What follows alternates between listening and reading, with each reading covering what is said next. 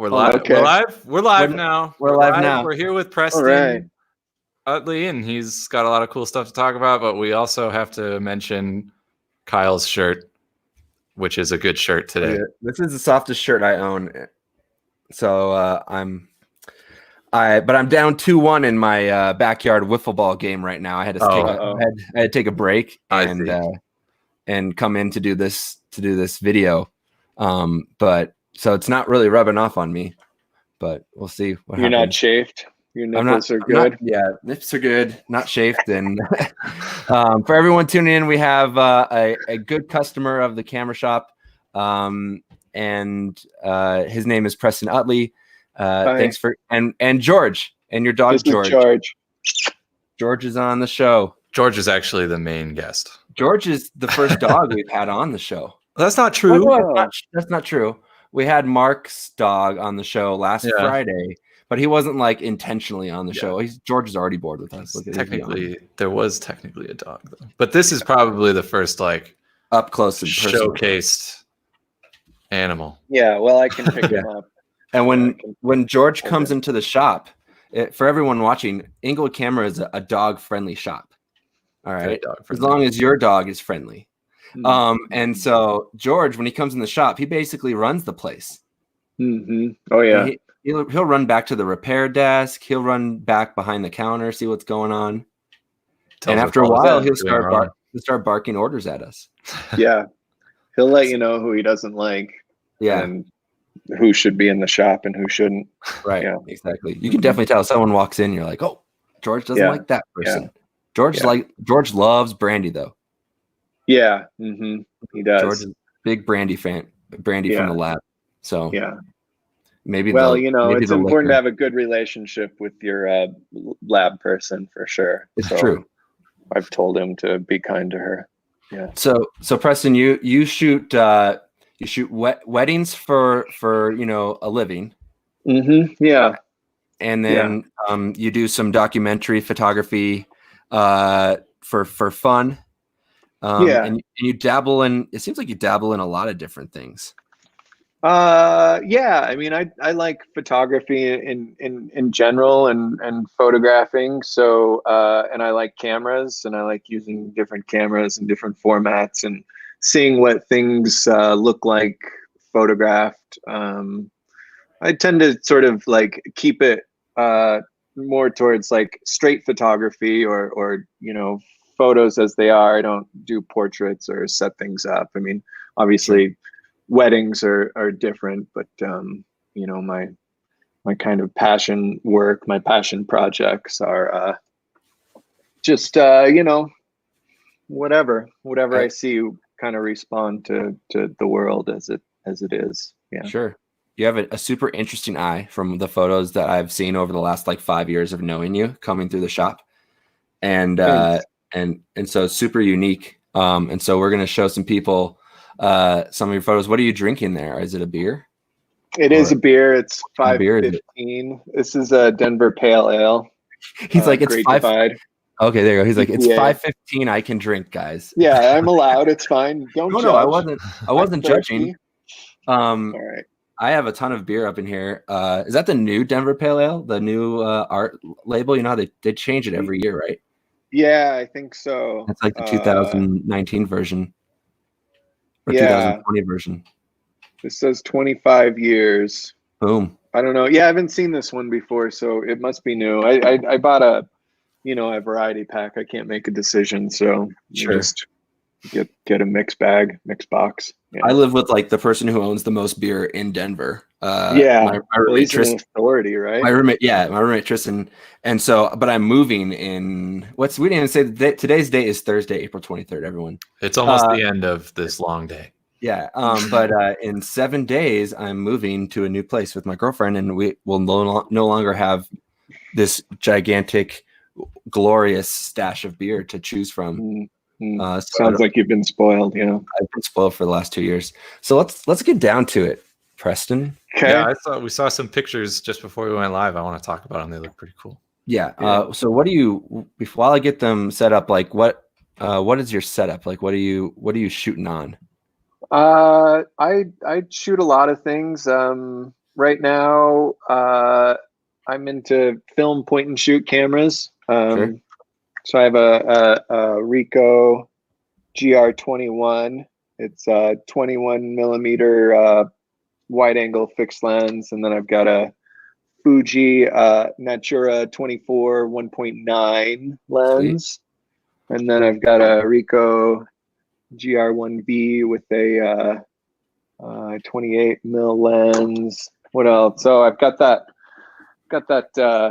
Olympus 35 stylus. That stylus I bought off you guys. Yeah, I sold this to you. This went from my hands to your hands. Yeah, this guy here, and then I've got a Leica 40 f2. So basically, you see what's happening here. They're all point and shoots. They're all pocket cameras, but each one is a different focal length. Yeah. Right. So you walk down the street with all of them on at the same time? I generally bring at least 2 cameras with me. 2 and 2. And then I've got my M6, which is I usually bring the M6 and then another camera, but I carry a camera wherever I go. So if I'm just having dinner or going out with friends or sitting around the house or going for a dog walk, I always have a camera or 2 with me. And these point and shoots are real pocketable. They're nice to just have in a coat pocket or a bag or whatever. But yeah, I usually bring 2 or 3 cameras. I never know what focal length I'm going to be feeling when I'm out and about. So I like to have some options. I especially like your setup because I think I had this conversation with you a number of days ago, Kyle, where I was like, yes, fixed lens cameras just have a bunch of different focal length fixed lens cameras. That's the way to go. And yeah. I mean, it's like I tell, like they don't make in digital. There is no 24 millimeter full frame pocketable camera. You know what I mean? And so this is full frame sensor, and I really do like the look of film in terms of like the distressed look and kind of that extra bit of grain and just kind of that it adds a little bit more to my work. Like this particular photo we're looking at is a Leica digital file or whatever, so and you can kind of see how crisp and sharp and clean it is, but yeah, the blacks are super black. But I don't discriminate. Where was that taken, by the way? That was at the battle at Little Bighorn National Monument, kind of out in Montana. I've been photographing kind of the West and the Western American road trip and national parks and photographing national parks as they are. I'm not trying to Ansel Adam this thing. I'm looking for people. I'm looking for signs of people. So this is part of an ongoing project or whatever. Like the next photo down there is that's Badlands in South Dakota National Park. So that's just kind of at a diner at one of the entrances. I just happened to get lucky. I heard the motorcycle start and I just put my eye up to the camera and they just zipped by and I got lucky kind of having that look like it's riding on the railing there, riding on the windowsill. Yeah. Like I like that these are they're not just of the park itself. It's everything else that's in it too now. So those are cool to look at. Thanks. Yeah, I try to I think more than anything, personal style is really important and having a definable style. I'm not trying to Ansel Adams these things or John Fielder these things. Those guys have already done that. I want to Preston Utley these things. Yeah. So, these are a couple dogs in somebody's house, my friend's house in Seattle, and he's just had this big window and we were kind of coming in, so they were excited. But this is another one of those, like, I just always have my camera with me because you never know. And obviously you guys looking at this image don't know that the story behind it, so you can kind of create your own stories, your own narratives behind these images. And right, it seems like the dog on the left is judging the dog on the right, like, what are you doing? That's probably truly happening too. Yeah. Sweet. Yeah, so yeah, you almost got hit in the face with a pigeon, huh? yeah. This was like, so I used to work for a newspaper, the Vail Daily. That was my first job out of college, and I worked for them for about 4 or 5 years. And in 2008, I quit and got an invitation to live in Italy for 3 months with a friend.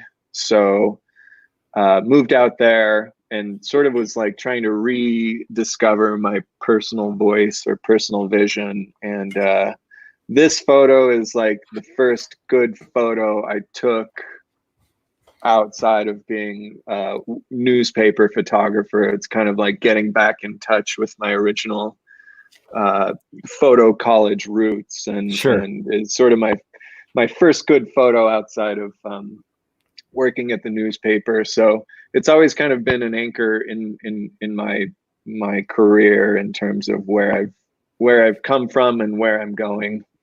Sure. I didn't know you worked in Vail, or Vail or Aspen. Did you just say Vail? Yeah. Yeah. Mm-hmm. The Vail Daily. Yeah. Interesting. Yeah. Let's see here. This is in Denver. Sure. You know, for a while there. I mean, I still, like I said, I always have my camera with me, and my work's kind of evolved in terms of not, you know, I just respond to when I'm photographing. This was like when I was out more intentionally looking for like street photographs. Sort of, I think this was like 2013, maybe. Sure. But you know, I'm drawn to light and dark, and harsh shadows, and you know, kind of let the blacks fall to being black. And I like this photo because you really know where you are as the viewer. Like, it feels like you're above, but also when you look kind of straight ahead, you're also kind of feels like you're at a ground level as well. So what's your kind of go-to? Do you shoot color and black and white film, or mostly just like black and white? Film wise, I'm pretty much just a Tri-X guy. And I generally rate that at 800. So I can kind of be nimble in terms of moving in and out of light and dark. And then obviously digital is color, but a lot of digital gets turned to black and white. I'm definitely, every time I tried color, I'm disappointed. But I remain color curious. And open to that for my work eventually. But so far, everything's been more successful in black and white for me. Yeah. It seems like a lot of the diehard film shooters that come, or like the really experienced film shooters that come through the shop, are just shooting on Tri-X. You have all these fancy films out there, but everyone kind of just goes to the OG. Yeah, it's predictable. And I think, you know, there's some people that I still play around with other films. I was on a 3200 kick for a little while, and we'll shoot HP5. I'll shoot whatever if I've got it, but if I buy film, it's Tri-X. I think that in general, like, most film shooters just kind of find what they like and just stick with it. You know, there's so many variables in terms of the camera used, the film stock, where you're going to rate it, what chemistry you use. So the more like variables you can eliminate, the better. You know, the more predictable your results are going to be. Mitch is a big Portra fan. He likes shooting on Portra. And Cinestill. And Cinestill. He's been shooting on that Cinestill stuff. It's like the... Oh, yeah. It's not the tungsten balance stuff. Yeah. It's got that emulsion layer removed, and it gives it that weird glow on lights and stuff like that. So, yeah, that'd be interesting. I just, at this point, I'm kind of like... I look at my body of work as a kind of a life's work. I mean, I want things to all look like I photographed them, I guess. So Right. Stick with what kind of gives you that look. Yeah. And we'll see. I mean, like I said, I'm not totally opposed to color. I'm color curious, but haven't really committed. And I think that's what it takes. It's like a pretty big commitment to understand what the film stock's going to do, how it's going to respond to certain colors and light and that sort of thing. So my favorite black and white film is Delta 100. Oh yeah, but I think it comes down to where I was when I shot it, or where I was when I shot my really like my favorite rolls of that stuff, and the camera I was using, and whatnot, and just everything fell into place. And so I've just always shot Delta 100 if I can. Yeah. But I see what you mean though. Yeah, and I like 100 speed is real slow. Like you've got to be pretty intentional and almost not necessarily on a tripod, but it's just a different approach. Yeah, I like kind of loose and wild and free and just kind of I don't mind blur or grain or grain or whatever. So let's see here. Is this on film? That's digital. I think probably honestly most of these are probably digital because it's fairly well. That one, let's see. There's one. I'm trying to point at the screen. That's silly. This one. 39 at 39, 58. The one that ends at 5:58 is film. That's with the Ricoh GR21 in Vegas. And that's in Vegas, yeah. So that one's film. You can kind of see there's a bit more grain in there, and that one was kind of a mistake. That when I went to process it, the inner cap of the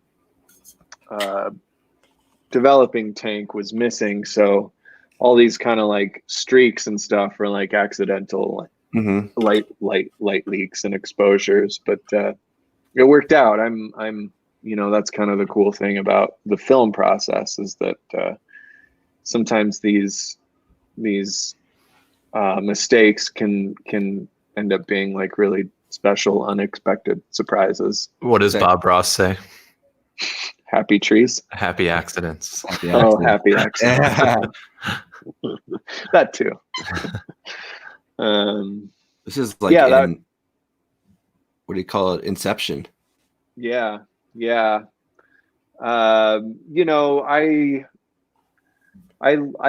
love like the history of photography and photographers like Gary Winogrand and Walker Evans and Lee Friedlander. And Lee Friedlander does a lot of these like sort of shadow self-portraits, and this is kind of my own personal Lee Friedlander photo of myself. I was walking home from the steer parade that happens for the National Western Stock Show, and didn't really get anything at the stock show, and just walked by this window and saw this and popped this off real quick. But did you buy that wide lux from us? Yeah. And you brought that to the stock show, didn't you? Yeah, I did. This wasn't the same year, but I brought that, and that worked out pretty well. I'm hit or miss with that wide lux. I still haven't quite connected with it the way I like to. What you need to do is you put it on a surface, set it up for the longest exposure possible, and then just while it's panning, walk with it. Yeah. I think we did that. It didn't work very well, but it looked really weird and creepy. So and that's what interests me in it, that turret lens, and sort of like getting these happy accidents again. Yeah. Right. So you make a book. We were talking earlier. You make a book every year. And what is it called again? It's called it's called the Snapshot Diaries. I've made a self-published book every year for the last 7 years. Here is here's the stack of them. Awesome. every year. They're more or less like, from that year, kind of November, December through November of that year. So this is the last one I did, 2019, mostly. And then, there's the steer parade there. There's some branches. So it's a lot of images. I think there's a couple hundred in here. Sure. And just kind of responding to what I see when I see it. A lot of dog walks, a lot of squirrels. Yeah.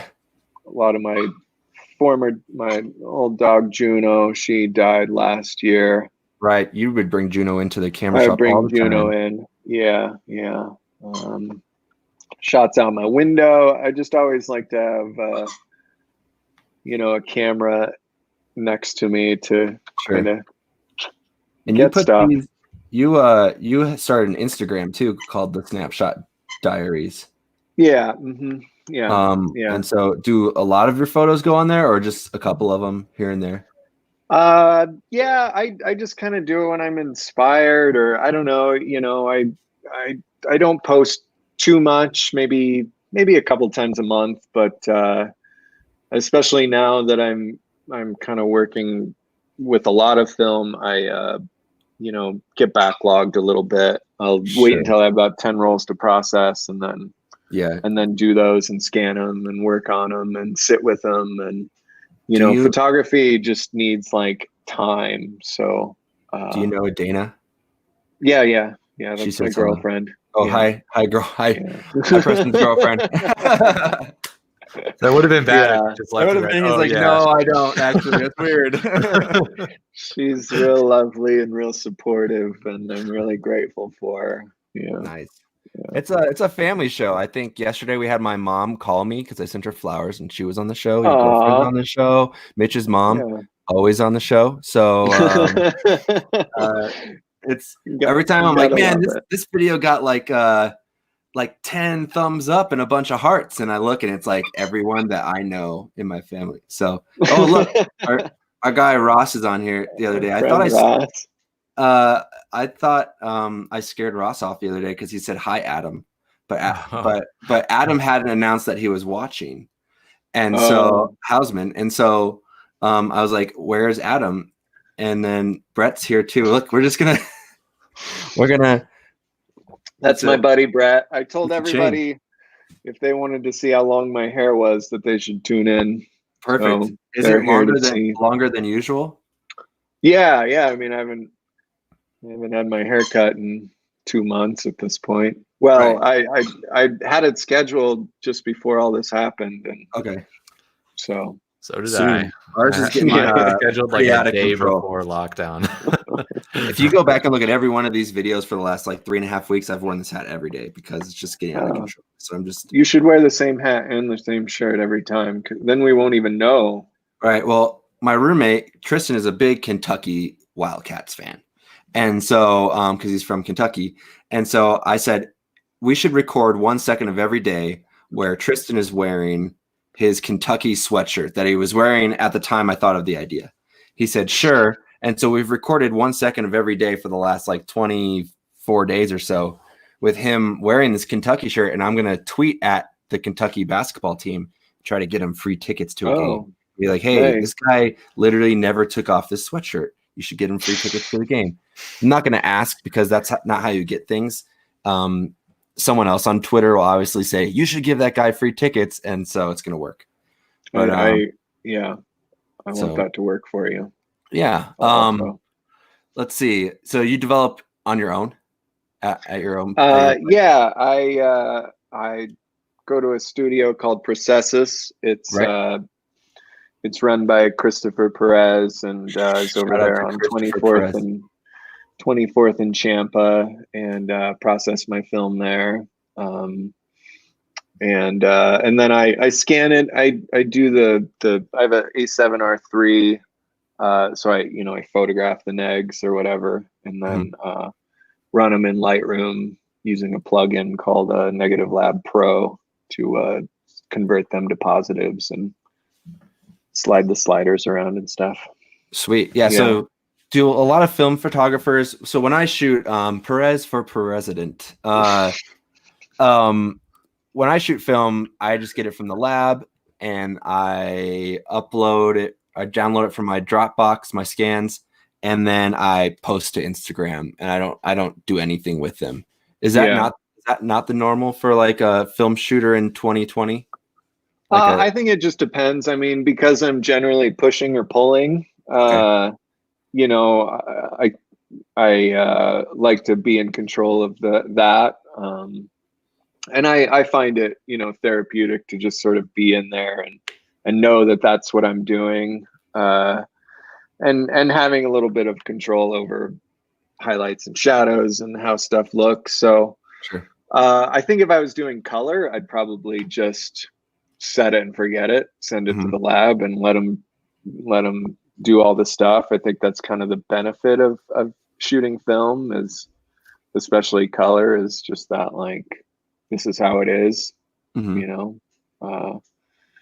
But I don't think there's any wrong way to do it. I really just care about the end result, how the images look. So, you know, if you're a film shooter, a digital shooter, or both. I mean, I shoot both, and my favorite camera is it got stolen, but was the Ricoh GR3, the digital version.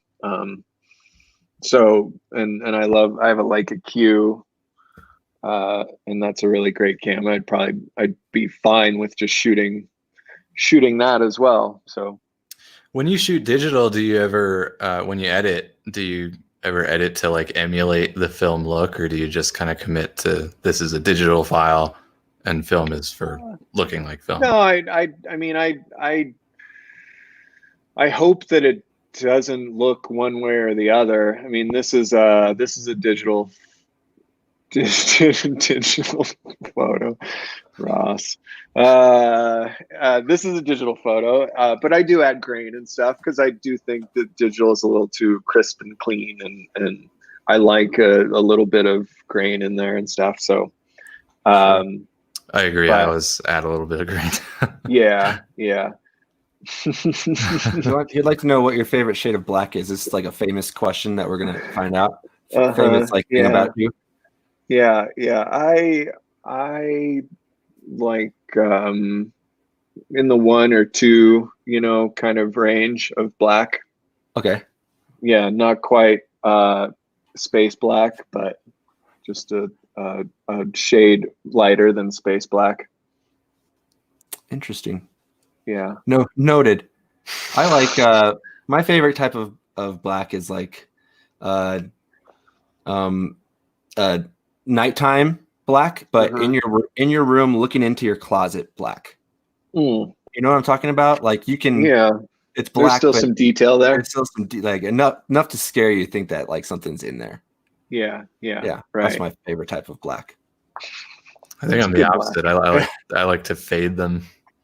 I'm like a total hipster, so okay, yeah. It's everybody fades their blacks now, and I'm like, I like it. So the flat black, the matte black. Yeah. You just like turning your blacks to gray. Is that what you're trying to say? No, I pretty much almost every photo I go to the tone curve and I grab the black point and I bring it up a little bit and it just kind of fades. Yeah. You could sell your little tone curve preset, you know. If I was that guy, I would. So do you dabble in double exposures, Preston, or a lot of these what we're looking at like just reflections? A lot of them are reflections, but I have a let me see. I mess around with that too. I like to thrift cameras as well, and these this little Ricoh AF Super has a double exposure mode on it, so I like to have fun with that. Sure. And then sometimes these film cameras just accidentally do it, but generally I'm more of a reflection guy, but also tool around with double exposures. Yeah, let me see. I was going through the Rockies archive today, like just looking for some photos. See if I can find this photo. There we go. I'm gonna drag this to my desktop and then open it here so you can see it. But this lady is shooting on a point and shoot Nikon. Is it on the screen or do I have to share? Oh, okay, I have to stop sharing the screen. And I'm going to share the screen again. Check this out. Look at this. It's a Nikon. Oh, nice. Yeah, look at that thing. Yeah. It's a classic. She probably is the original owner, I bet. Probably. And so, that's but awesome. I was going through the archives, and there's so many pictures of people holding cameras and stuff. It was so crazy. So many people brought cameras to games back in the 90s, you know? Sure. Yeah. But how else are you gonna shoot? That's true. That's how. Yeah. There were no phones. If you're just showing my age in ignorance. Yeah. So yeah. Thrifting. What's the best camera you've found at a thrift store? Good question. I've got a couple Polaroid SX70s that I found. Sure. I found like that waterproof Canon, that Canon WP1. I found a bunch of Olympuses, not this one, but the previous version that's a little bit bigger. Yeah. You know that one? Yeah. Mm-hmm. Yeah, I found a couple of those. Couple of like Pentax K1000s and stuff like that. Nothing like crazy, unfortunately. Haven't found that Leica or Hasselblad or anything super random. Right. But there have been a couple times someone's come into the shop. They've either found like a Nikon SP, you know, or some like crazy Nikon rangefinder that was like in a case, like pieced out, and they're like, "Can you put all those pieces in this case, and I'll pay like $80 for it?" And they walk away. And then we had one of our good customers, Randy, who are always saying we should get on the show, and then we forget. Randy came in one day and he goes, "Look what I found at the thrift shop down the street at like the Arc." Mm-hmm. And he pulls out a Yashica T4 with like a waist level finder, you know, the super the super scope. Yeah, the super scope. And he goes, "Guess how much I paid for it?" And at this point I just didn't even want to hear anymore. and he goes, I said, "I don't know." And he goes, "Before my senior discount." And I was like, he paid like $3.50 for this Yashica T4. That's a great find. Oh my gosh! So yeah, I never find anything like that when I go looking for stuff at the Arc. Yeah, I mean, I think the thing I go when thrift stores were open, I went 3 to 4 times a week probably. Okay. I just stopped by, you know, anytime I was commuting. Like if I was going to see you guys, I'd stop at that one by your place or. Sure. I go quite a bit. So that helps increase your odds. Yeah. Right. So someone else doesn't find your gold find. Yeah. Yeah. For sure. So what have you been doing during this during all this quarantine? I mean, you know, at some points it's been business as usual, like, you know, keeping up with my website, my wedding website, and kind of addressing clients' questions and concerns, and trying to still book weddings for next year. And so there's been a lot of like that. Like I generally work from home, so that part isn't too foreign to me in terms of being at home, but it certainly has given me a lot of time to like work on my personal work. I've been trying to work on a design for making a small edition of books, and so have started kind of trying to tool around with these handmade books on my printer at home here. And we'll probably make like a small edition of 10 here. I've got this is kind of what these are the, you know, layouts. So each stack here is a book, but I'm gonna put that together sometime within the next week or so. But yeah, I've just been trying to figure out how to do these little books at home. Neat. Yeah, this is a New Year's party this year. What kind of printer do you have? I have an Epson P800. Okay. So yeah, and I do my own prints for clients and stuff, and Gotcha. so and then I have a bunch of different papers, and I've been printing as long as I've been photographing. I kind of like being able to have, you know, this stuff at home to just do whenever. Like when I do these books, I make little work prints and I lay them out and kind of sequence and figure out what fits together and what's working and what's not. And so I make these little small 4x6 prints, and Sure. yeah. So yeah, I've been doing that. I still photograph a lot. I've got a few rolls of film that I'm got to get developed here, and reading a lot. I've been just finished this 3-month workbook called The Artist Way that sort I of think AD's been my roommate AD. You know AD. He's been reading that too. Yeah. Oh, really? Yeah. Cool. I'll have to talk to him about it. It's a really cool book. I recommend it to anybody, and now is really a cool time to start it because what the hell else are you gonna do? Let me see. Oh, here's the book here. It's called The Artist Way by Julia Cameron.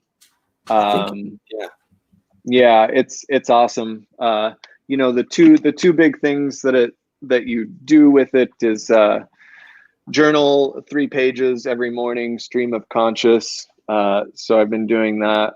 I started this year, and then you take yourself on what's called an artist date, and that's really kind of, both of those have been really cool.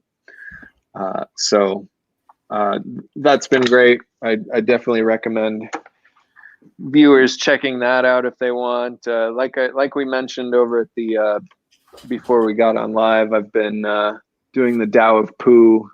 That's been a really good book for just sort of like staying present and kind of just letting things roll. Right. Yeah. What else? So you've been walking George. Yeah, lots of dog walks. I think our dog, or well, AD's dog. I think AD's dog is tired of walking. Now at this point, it's kind of like, why am I going on 5 walks a day and a bike ride? And it's like, the dog's in the best shape of his life. Yeah, George is kind of the same way. He's been overwalked. Yeah. America's dogs ready for their owners to go back to work. Definitely. Well, for sure. Yeah. So is your website PrestonUtley.com? Is that what I just found here? That's my wedding website, and then the snapshotdiaries.com is my personal website, and the same for Instagram at the Snapshot Diaries, and Preston_Utley_photo for the wedding Instagram. If you don't mind me showing the first photo that popped up on your website. Go for it. All right, hold on. This was a big event. Look, AD's listening. He says, our dog, he's upset with me now. Your dog, AD, he's the house dog, but he's your dog. All right. He's only your dog for like 7 more days. All right. But let's see. AD wants to know where you get your inspirations from. So tell us that while I find. I have a pretty extensive photo book collection, and draw a lot of inspiration from that. Like I mentioned earlier, this Artist Way has been really inspiring. I like writings on photography, in particular Robert Adams. Writes some really great stuff. There's this great book here. Let me see. I love that you have the headphones in so you can just kind of wander. You could just wander through the whole interview. It would have been great. This book, it's called Aperture Conversations. Real thick, but lots of like back and forth between photographers. Here's another one that I really enjoy. Let's see. This one I would probably recommend a lot of photographers get. It's called Photo Work, 40 Photographers on Process and Practice. Sure. So it's the same, 40 photographers get asked the same, like 8 questions, I think, or maybe 10 questions, 12 questions. And they all different disciplines and styles and approaches. And it's cool to hear kind of their own take on these questions, these same questions. That's neat. I don't own enough photo books. I need to go order some more. That's what I should have done during this quarantine. I should have also, taught myself to develop, black and white photography in our basement or something like that while we were the chemicals are tough. Well, you have access, but like if you were to order a stop bath is really like caustic and kind of toxic or whatever. So they don't ship it in an airplane that's ground. So it takes a while. You know this, stop bath takes a while to get to get. So I made a thing where I was like, I'm going to buy a photo book every month, and I got out of control. Got out of control. Making a photo book every month. Buying a photo. Oh, buying a photo book every month. Yeah, I could get a little. It's anywhere from $40 to $60 right, a month. A good photo book. Yeah. So did you obviously shot the solar eclipse? Yeah, this was in Guernsey or whatever, Guernsey, Wyoming, sort of at the the edge of totality. Right. Yeah. It was pretty crazy. Is this on film or digital? This is digital. This is a Sony RX something. The RX1R2, yeah. So, a big meaty file, a big old file. So yeah, it's got a lot of resolution. I have this at like a 40 by 60 in my bedroom. That's pretty sweet. It was a big 2 months for the camera shop. I bet. It was just every day answering phone calls. We actually changed our answering machine to say we are out of solar filters. Like, we can't help you. And it was like, and then it turned into, do you have solar eclipse glasses? And it was like a race to find more solar eclipse glasses. And when we got 200, we announced that we had them, and they were gone within an hour, and we only sold one per person. It was crazy. Wow. It's like toilet paper. Yeah, exactly. It was like toilet paper. The edge of totality.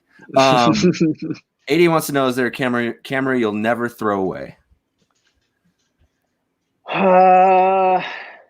I'd like to think so, but I'd like to say so, but there's certainly, I kind of just go through them. I mean, I really love my Leica Q, but I would totally upgrade to a Q2. Right. There's none that I'm totally like sentimental about in terms of sentiment. I mean, I do have like my grandpa's Minolta or whatever, but I don't photograph with that. Right.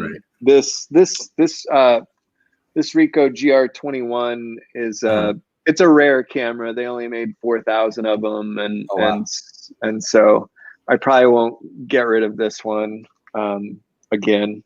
I did once before, but film cameras are interesting because they accrue an equity, like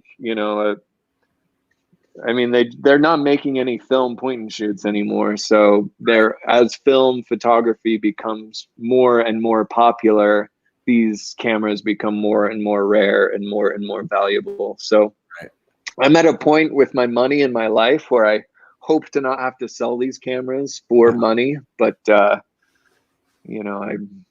understand I have to be nimble with that. But I hope to keep everything I've got at this point, unless I really don't feel like it's a good fit for me photographically. Right. Let's say like every day you don't break your camera, someone else breaks theirs. and your camera goes up in value. It's There- just yeah. like I tell my mom about when she wants to sell my Mustang that's in my parents' garage still. Sure. Every day that I don't drive that thing and it doesn't wreck, someone else is gonna wreck their Mustang. My Mustang is gonna be There worth you go. more. There you go. Exactly. Am I right, Mitch? Yeah. You keep telling yourself that, Kyle. Yeah. I think you're just afraid to drive it. You're just afraid It to sounds drive like you're sentimental it. about You gotta that. find Yeah. storage is hard in Denver. I'm telling you. Oh yeah. Yeah. Awesome, Preston. Well, I really appreciate you coming on the show. I was talking to AD. And I was like, man, I need more guests. And he goes, you should ask Preston. But now you know what I need to do. I need to ask Adam Hausman. You should ask Adam. You should ask Ross too. Have Ross and Adam on at the same time. That'd be an interesting couple. I don't know who would win that battle. I don't know. We would see. We could see who outlasts the other. We'll have competition. We'll have things for them to compete for. Yeah, but definitely Adam, Chris Perez, Ross. And who else? I could getting a couple more female photographers on as well because. Yeah, I was gonna say there's a couple gals I could recommend. Casey Zalud, and some others I'm spacing right now. I need to just cruise my Instagram. That's how I find our guests. You know. Yeah. So, yeah, that's always good. But yeah, I can send you some people if just to do. I'm not 100% sure how long we'll still be doing this, or if we're going to continue this when everything gets kind of back to normal. I imagine we'll still have some time on our hands. So, but yeah, who knows? It could be a slow rollout for everything, but I'm sure you guys are maybe jonesing to get back to work. Yes, definitely. Yeah. Okay. So I was reading. AD doesn't want this to end. AD wants to know, is wedding photography art? Just kidding. AD and I go back and we've had hours long conversations about that question. So yeah, for sure. Well, we appreciate you coming on, guys. I'm going to post Preston's website links in the comments below, so you can check them out. Click on them, and then I know I have an idea. We'll have whoever books the most weddings from the links I post in the comments, you, AD, or Adam, and we'll see whoever had more viewers. You know, I'm joking. That's a mean competition. Well, because obviously it'd be AD. You're saying AD's the GOAT? Yeah, he's the he's GOAT. up there. He's up there for sure. I would hire him to photograph my wedding. So that's a compliment. Yeah, man. It's for sure. Sweet. Well, I'm gonna end this. But this has been Camera Shop Talk. And we'll be back tomorrow. Mitch, do we have a confirmation on our guest tomorrow? Tomorrow's Friday. Yes, tomorrow's tomorrow. Friday. I think we do. You think we do? Let me double check if we have. 1 second. We'll have it's all right. We can tell the people tomorrow. But it's a surprise topic. Topic. It's going to be something that I know nothing about, and so I'm super excited. It's cool. You'll be intrigued, and you'll if you probably learn something. So if you like video games, well, if you like science in general, you'll like it. It'll be cool. Perfect. It's going to be science. Is cool. It's going to be science. Science is real, and science is cool, right? So it's pretty neat. Sweet. Well, I'm going to end this thing. We'll see you guys tomorrow, same time, or maybe a little later, depending on. Tomorrow it might be 6:15. Should be 6:15. 6:15 Mountain Standard Time. MST. Cool. MST. Sweet. Thanks again, Preston. We'll see everyone tomorrow. Yeah. All right. Bye-bye.